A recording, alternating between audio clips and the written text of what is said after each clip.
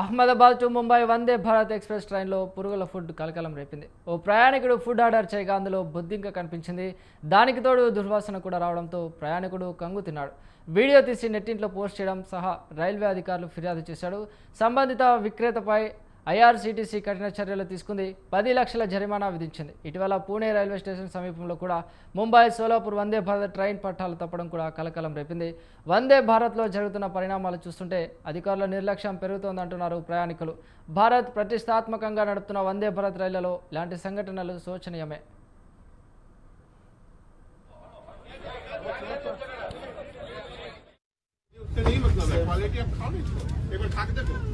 ये खाओ, ये कटलेट खाओ।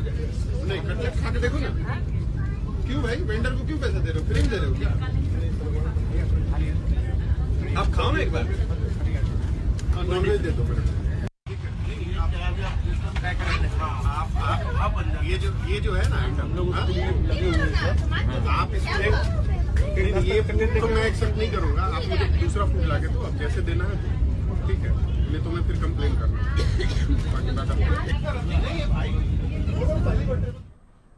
అహ్మదాబాద్ ముంబై వందే భారత్ ఎక్స్ప్రెస్ ట్రైన్లో పురుగుల ఫుడ్ కలకలం రేపింది. ఓ ప్రయాణికుడు ఫుడ్ ఆర్డర్ చేయగా అందులో బొద్దింక కనిపించింది. దానికి తోడు ఫుడ్ దుర్వాసన కూడా రావడంతో ప్రయాణికుడు కంగు తిన్నాడు. వీడియో తీసి నెట్టింట్లో పోస్ట్ చేయడం సహా రైల్వే అధికారులకు ఫిర్యాదు చేశాడు.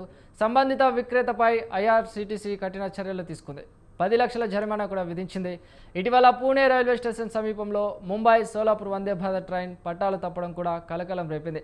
వందే భారత్లో జరుగుతున్న పరిణామాలు చూస్తుంటే అధికారుల నిర్లక్ష్యం పెరుగుతోందంటున్నారు ప్రయాణికులు. భారత్ ప్రతిష్టాత్మకంగా నడుపుతున్న వందే భారత్ రైళ్లలో ఇలాంటి సంఘటనలు శోచనీయమే.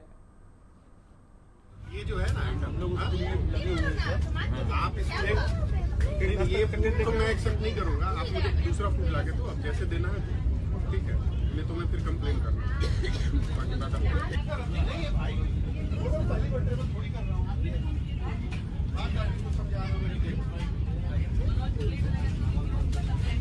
बटर दिए